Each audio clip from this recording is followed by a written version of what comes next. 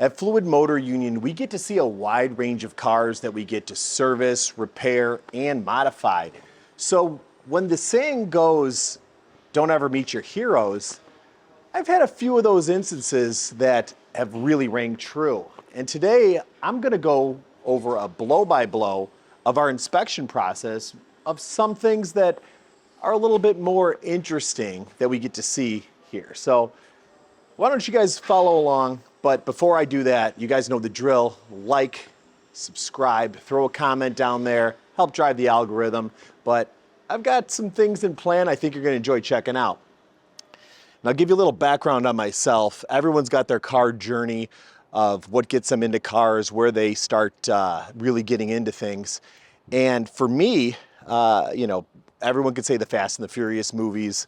That got a lot of people thinking about cars. I was kind of into it before, modifying my Ford Explorer with a bull bar, one of my first cars I had. But what really focused me down into cars, where I started picking sides, was about 2002 when the anime Initial D came out. I remember watching dubs of this Japanese cartoon that was about driving and just going nuts about it, drifting on mountains, checking out all the episodes I could find.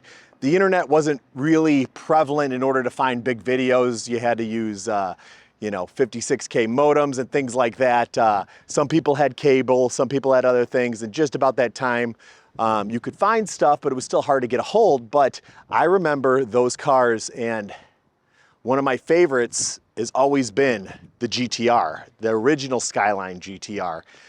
R32 first, R34 would be my second choice, and then lastly would be the R33. But that being said, I'd still place them higher close to my heart than most of the other cars. And what we got here is a beautiful example of an R33. It's even got the Nismo wheels that I just think look perfect on every single one of these things when you put them on there. Really has all the right mods, great looking kit. Love these cars, and what this car's in for us to check out a few things and see what's going on with some concerns. I've done a lot of swaps with these engines. I've seen them in various formats. I've had an R32 in the shop, a few R34s in the shop, several GTs, all sorts of swap stuff. But I think we've only ever had one R33 in the shop, and it was a little bit less modified than this one. So we're gonna check it out together and see, what's going on with this thing and what our inspection process is like when we get something like this in the shop. Oh man, it's even got the bride seats. This thing is done pretty much exactly the way I'd want it done. Now, right-hand drive is always a bit disorienting, but we actually get enough of these where I feel confident enough to get them up and down the road and on the lift. So let's get this thing on a lift, look it over, see what the customer concerns are about, and let you guys know what it's like checking these things out. It might be okay getting a left-hand drive car on a lift, but when it's on the right side, am I thrown off? Let's see.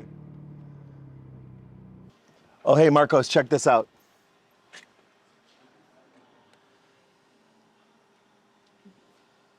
Mini disc player. I don't know if that's JDM specific, but it's just a pretty neat thing I'm not used to seeing in a car. Let's see if I got the spacing right. Right in the center, I think I did all right. Make sure it's secured on the rack. If it falls off here, it doesn't have very far to fall, so always give it a good shake. Just how we do things. But let's get to what you guys want to see, and that's under the hood. And there it is, the infamous RB26. This is the powertrain, the heart of Godzilla, the one that people all go crazy for. Right away, I can tell this thing's been modified, and I'm not just talking about the shiny pipes. That's an aftermarket manifold. Now, let's go over the customer concerns so we know what we're looking for. Typically, it'd be nice to start with a test drive, but being I don't really know much about this car other than what the customer's complaining about, I kind of want to get eyes on it, make sure everything's good and safe before I even try to get this thing on the road. Look into it a little bit and just double check to see if we can see something before we actually try to verify the concerns. An inspection's always smart and just good practice for our shop. All right, so some pretty basic stuff. Now, this owner has a lot of other vehicles that he does with us, so this is just one of them. Really wants us to go over it, but had a few issues he wanted us to address. Change the oil, give it our inspection, a quick look over. But he was having a weird, what he quoted, turbo sound that he was hearing under boost. So we're gonna look to see if we see anything that might be causing something along those lines. And then he had a weird feeling or vibration when he was driving. Didn't exactly know what it felt like, but from the description, it's kind of sounded like it could be in the drivetrain. So we're gonna check over everything in the drivetrain, see if we see anything going on. But then also just make note of anything that we see that could be problematic or good maintenance going along the line. So let's get this thing all the way up in the air and then we'll start the inspection. This thing is in pretty darn good shape for a car that's almost, geez, getting close to 30 years at this point. Now, obviously these cars weren't here in the Midwest, so you know, seeing these rust-free should be how you should see them, but you know, time, age, everything else, this still looks very, very clean and well taken care of, all things considered. I'm really impressed with the condition given its age. Not too much oil, not too much rust, the lines look pretty good. Really everything is what you'd expect for the mileage of the vehicle. Now, the big thing with the GTRs that made them the GTRs is the Atessa ETS four-wheel drive system, all-wheel drive system. Correct me if you want, who cares? But basically, that's the all-wheel drive system that was so renowned for getting these things to put down their amazing track times. Again, roast me in the comments if I'm wrong in this, but I think the R33 was like one of the first production cars to break the 8-minute mark at the Nürburgring Ring. So the Skyline GTR has always been an impressive vehicle. R32 probably a little more famous because when it came out, by the time the R33 got around, pretty much the rest of the world had caught up to its power and was aiming for it. So I think that's why the R33 doesn't get as much renown. And then the R34, obviously set more records and then had its looks to go with it. So, the R33 is definitely the stepchild of the bunch. But, yeah, they still deserve all the respect that they have earned from their lineage. So what I'm looking for, basically any oil leaks. I'm going to take notes of anything I see that might be a potential issue with the modification or something I see that doesn't look normal or right. Like I said, I've seen a few of these things. I've played with various parts on these cars, swapping them in. I've got a pickup truck that I put a R32 rear subframe in. And speaking of rear subframes, I think these cars had the Super Hicus, which it's the rear steer. Yep, there it is. It's rear steer, but the generation before this had them rear steer electronically activated.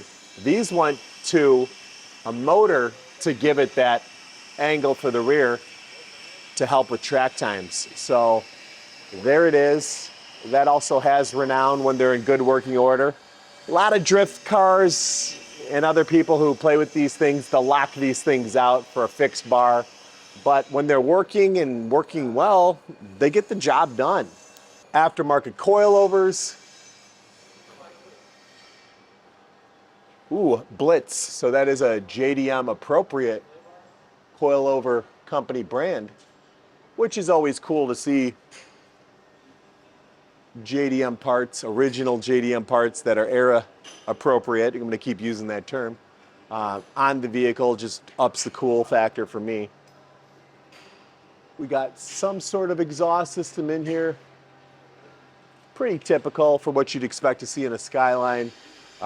That's why these cans got popular in the Fast and the Furious days, because they were originally on these JDM sports cars that people were playing in Gran Turismo, and you'd see, you know, in the movies that people watched. So this is what started it all.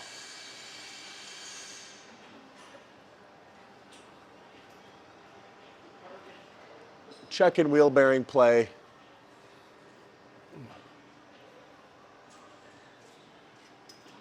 Sway bar links.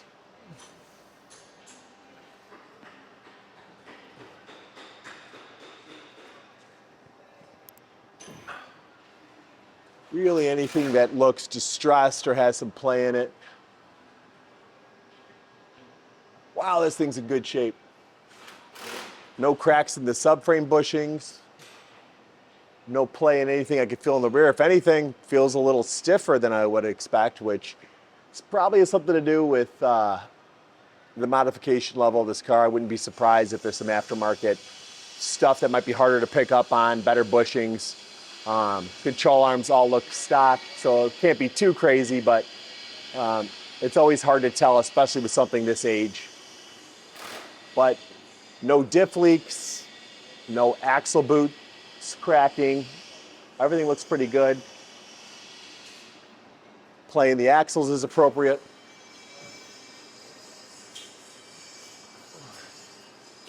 Everything's looking pretty good. Let's check the drive shaft play.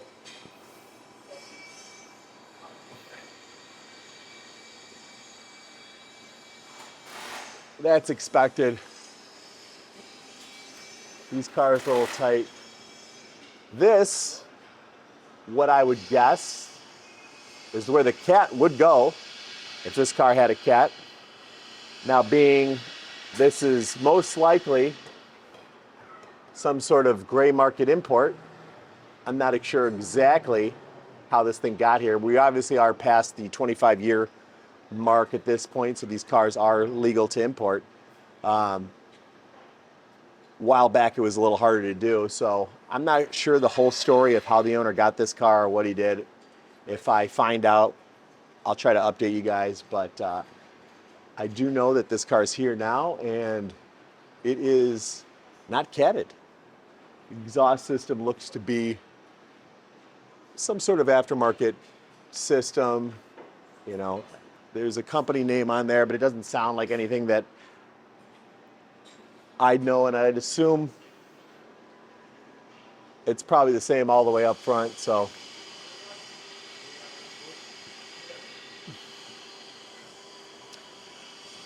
let's get a look at these front wheels, see if we see anything that could be problematic.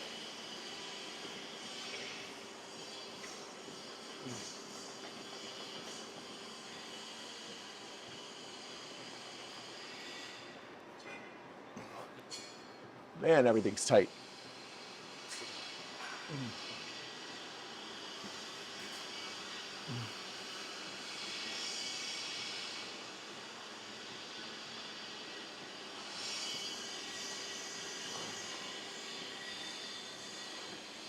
Now, there's supposed to be play in the axles.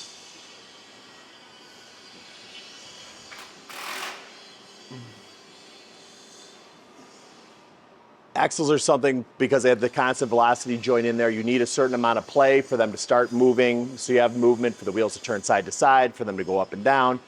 So they can't be super tight, but when you feel enough of these cars, you know what's acceptable and what isn't. And one of those axles is feeling a little looser than the other. So I think I'm going to pay attention to the test drive and see if that is something that might be the feeling that the customer is complaining about. But one of those axles definitely feels off.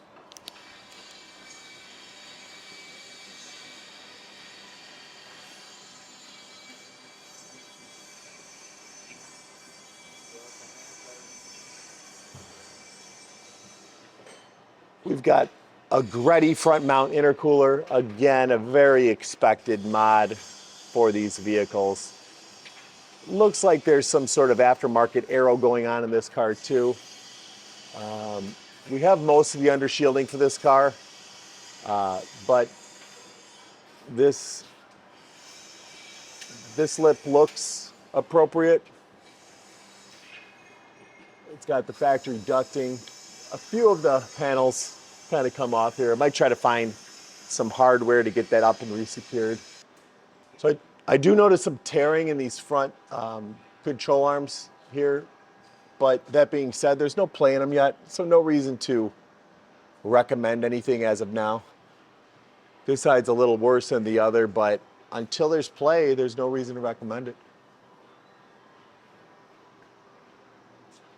Man, this thing's in great shape. Minimal oil leaks too. I mean, geez. This thing is really in excellent shape.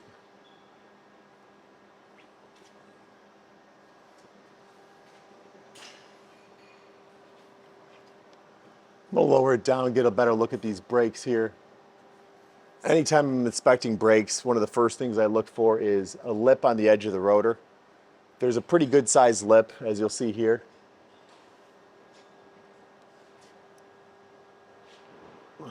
That usually tells you there's going to be either some pad wear, rotor wear, possibly both.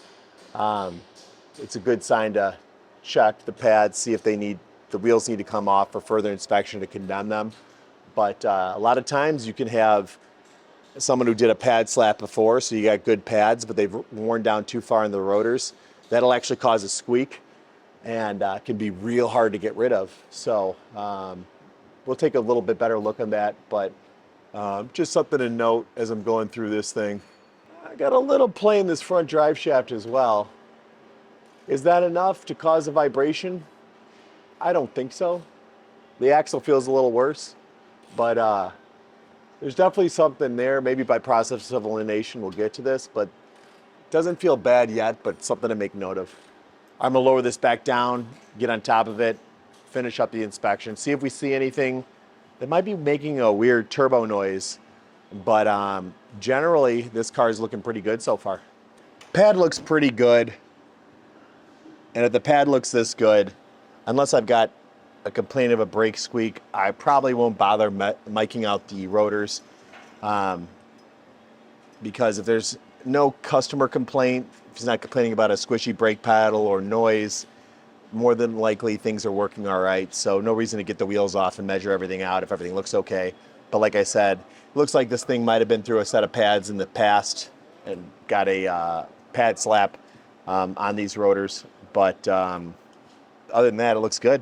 The rears look a little lower on the pads, so I'm probably going to make a recommendation, especially I'm feeling a little bit of grooving, not just on the outer lip, but in the rotor. So I'm probably going to make a recommendation that we check these further, and if they don't meet specs, we go ahead and do a replacement. Although I'd probably say, in my experience with the pad at that level, he's probably got 1,500 to 2,000 miles left, which on a car like this could be 2 seasons. So it might not be something he wants to do right now, but they got to be aware of it. They got to know what's coming up, and that'll keep them prepared for, you know, brakes if you might need them. Checking for play in the water pump, checking the clutch fan, making sure it doesn't feel too stiff, worth checking out further. No complaints of it, but worth checking.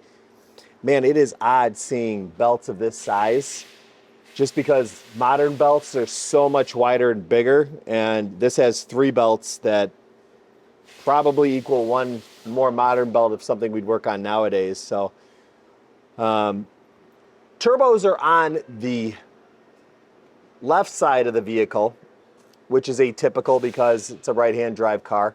So it's not what we're used to seeing, you know, on these sorts of setups. But, you know, if we're looking for a weird turbo noise, and I still haven't heard it, but you always want to look for things obvious, things glaring, things that, you know, might cause issues.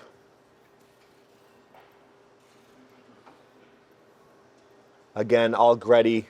Oh, what's this? Look at this. It can't be that simple. You see that play there? That hose clamp isn't tight. Nope. It can't be that simple. No way. So now, do I just tighten it and go for a drive, or do I leave it like that, verify the complaint first, and then tighten it if I hear the complaint then? Because that's not right. But you always want to verify the complaint. So I think we'll leave it. We'll drive it. We'll see how it goes from there. Not something I typically want to do. If I find something wrong, especially something that easy, didn't even have to smoke it or anything, you know, just looking at it, it looked off. I think we'll leave it. I'll finish the inspection. I'm going to check the fluids here. And if everything else checks out, we'll take it for a test drive and see if we can hear that noise, whining noise, howling, turbo noise, and then see if we can feel the vibration. But at least we've got a good level. This car looks plenty safe to drive. Just want to make sure all the fluids are topped off so we're not driving around with no coolant or no oil. Geez, you know, I've seen that before. A customer brings a car in with no oil, and you know, definitely don't want it to fail on you if that's the case, even if it's not your fault or your issue. But that's why I like checking the vehicles before we get out there. So let's finish this thing up before we get it out there. Right in the middle, looking good. And I only started this thing to get it inside the shop, so it's not too hot. Always, if this thing's hot, if the radiator's hot, if the system's hot, grab your hoses. If there's a lot of pressure on there, don't go just releasing this thing. That could be a huge problem. It could blow up in your face, burn you. If the hoses feel cool to the touch and not a whole lot of pressure to press them in, you're usually safe pulling this guy off.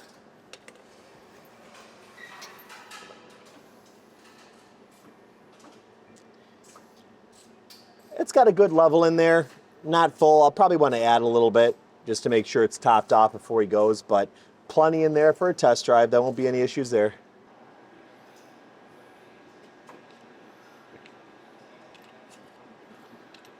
Brake fluid level looks good, and judging by that light, now it could have a pretty high water content, but usually the higher the water content it gets, the browner it gets. Still something I'm going to want to check to see the water content, but for this test drive to go verify customer complaints, it's safe. This clutch fluid's a little different though. Looks pretty dark, but again, that's not going to cause me a problem on a test drive. It's not too low, no issues there. So I'm going to test both these when I get back and see if we could recommend them needing replacement. But clutch fluid looks a little darker than I'd want it to. I bet that's got to be replaced. So thing looks pretty good, good enough for us to go test drive. Everything feels like it's going to be safe. Nothing's going to fall off while we're on it. So let's go get this thing on the road and see if we can verify some of those complaints. And if everything's good, it might give us direction ahead, but we got to drive it. All right, so of course, when we're inside the car, we've got to do a functional check of all the components. A big switch up for us right-hand drivers is the turn signal being with the opposite hand. And I'm noticing a fast flash, so I'm going to want to go back and check those turn signals. But just doing a functional check of the vehicle. These mirrors. Seems like the up and down function of the driver's mirror here isn't working. But noticing on the dash, you know, right away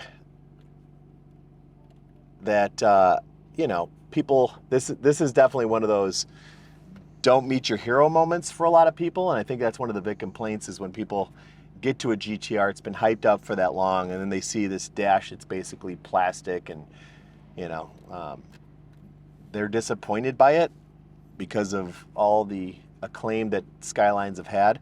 But honestly, if you really think about it, this was 95, 96.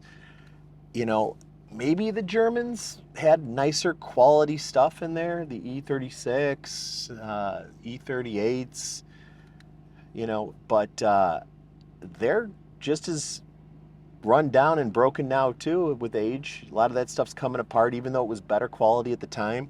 So, you know, this has held up considerably well given its age and actually doesn't look too bad. Does it look a little bit cheaper?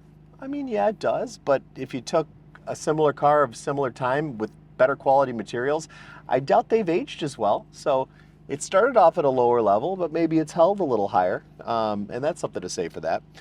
But looks like everything more or less is in working order. I'll have to kick this AC on and see if it's actually still charged and working. It looks like it had most of the components in there that it should be.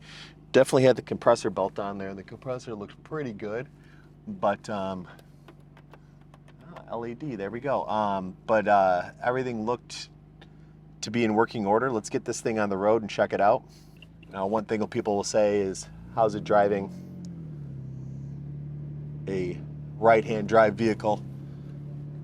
Everything switched over. You know, obviously the clutch pedal's still in the same place, the gas pedal's still in the same place.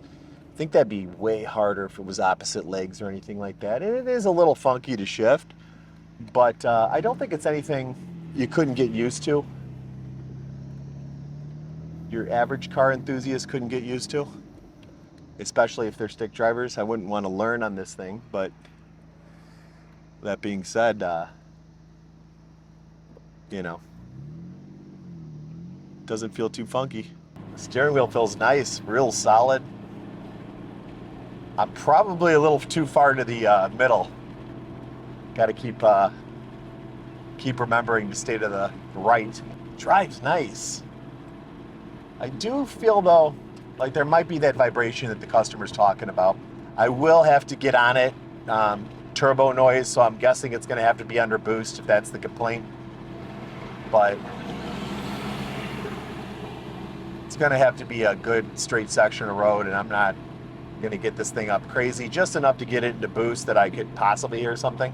Yeah, you do have to fight the temptation to be over towards the left side of the road. It's kind of a constant reminder. This feels solid put together. I like the way the coilovers feel. They're not too stiff. I don't know how many of you guys just saw that, but I went to put the turn signal on and hit the wipers. My first blunder here. Let's make sure I don't do it again.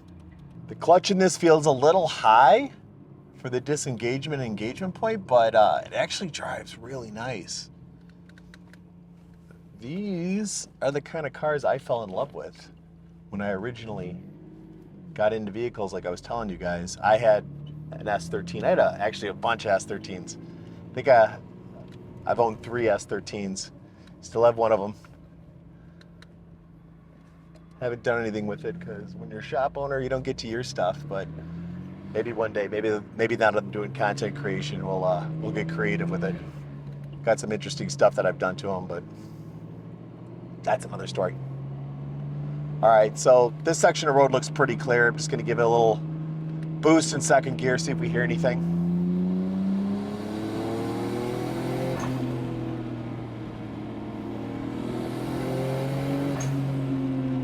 Yeah, I hear kind of a whooshing, and it's not really going anywhere.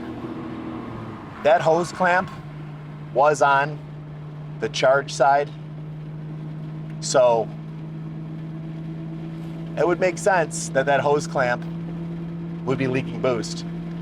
But I brought something to close it up. Let's jump out, tighten it up, and see if it makes a difference. But I definitely hear that noise. It sounds like a weird turbo noise. So maybe we can get that fixed. But I don't know, things can't be that easy, can it? I mean, it's right on top. In the professional world, it's always something harder. It's always something more difficult. A little hotter, but still loose. I brought this guy along, like I told you. I don't think it'll be this easy though. So one thing I'll take note of that you guys probably want to check out, the owner told me part of the reason he was excited about bringing the car here is that Haltech standalone engine management unit. Now, judging from the wiring harness inside of the engine, this is one of their plug-and-play units, which, because these cars are very popular in Japan and in Australia, these things are readily available where they just basically plug into the factory ECU and give you above and beyond control over the factory computer. Myself, I'm a Hull-Type certified tuner, so this is something right up our alley, but that's probably something we'll get into later. Right now, we're just checking this thing over, making sure everything's good. But I want to get back to that test drive, see if we fix that weird turbo noise. It's especially refreshing when there's no lights on the dash for something that's got a standalone engine management unit. And like I was saying, Hull-Tech makes a phenomenal plug-and-play unit for these cars. So that goes without expectation that these things would be pretty much OE in their functionality with the factory's instruments. All right, we're gonna do a similar second gear pull. Let's see if it's got boost.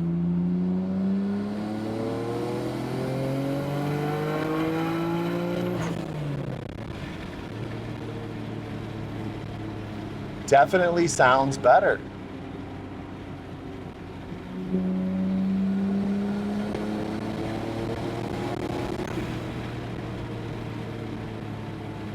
Yeah, less whooshing, less whining, for sure. I did it again, I still don't got it down. Another turn signal error. That'll take some getting used to, but whatever. I don't drive left-hand drive every day, so sue me. Now, we were struggling to get to half a bar of boost before. Now we're just a hair under. Still seems a little low for what I'd expect for a modified Skyline to be hitting. So I don't know if it's maybe a function of his ECU having a different map on there for the control of the, but seems respectable. We definitely were able to gain some, and I definitely hear a quieting of the turbo whooshing that I'd heard before. So a step in the right direction. We'll probably have to talk to the customer next about some of the things he'd like to move forward with, some of the things that I noted in the inspection, see what he wants to do as far as maintenance and repairs go. But honestly, if that's all it was for the hose clamp, I probably won't even charge him. You know, we'll typically do something like that. Customers get thrilled when you tell them I was able to fix something for free. And typically that just ups the level of trust that you have with them. If you tell them it was easy and it wasn't a problem for you to do and figure out, they're more likely to trust you when you do recommend above and beyond services over what they came in for. They'll know that you're not trying to get at them. So I always like finding stuff like that. It's just a win-win scenario. Even though, you know, I could charge them, I could ding them for some diagnostics. This ends up going a lot further. So that's probably what I'll end up doing. All right, so that's it for today, guys. You guys know the drill. Like, subscribe, and throw a comment about what you think about Skylines or this R33. But hopefully you guys learned a little something. You got to see a car you like, and you learned a little bit more about these wonderful vehicles. But until next time,